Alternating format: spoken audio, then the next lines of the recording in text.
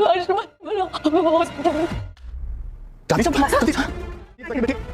अभीरा, बेटा कुछ तो बोल बेटा, क्या हुआ? हेलो प्लीज अर्जुमन, आके खोलिए अर्जुमन, प्लीज उठ जाइए, प्लीज हमें छोड़ के मत जाइए, प्लीज।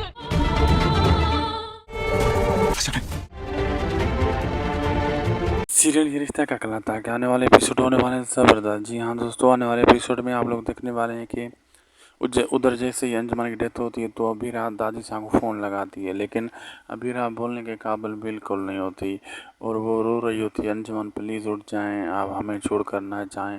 दादी साहब जब ये बात सुनती है तो वो उससे चक्कर आ जाते हैं। फिर अरमान ये फ़ोन ले लेता है, अरमान ओपन करता है, आवाज़ वॉल्यूम को बढ़ाता है। जब वो अबीरा बार बार कह रही होती है हमें छोड़ कर ना जा, तो सारे घर वाले समझ जाते हैं अंजुमन इस दुनिया में नहीं रहा, उसकी डेथ हो चुकी है।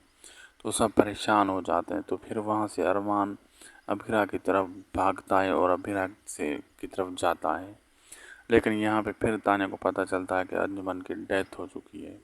अब आगे देखना मज़ेदार हो गया क्या क्या होने वाला है। वीडियो अच्छी लगी तो लाइक करें, शेयर करें, सब्सक्राइब करें। मिलते हैं आपसे अगली वीडियो में।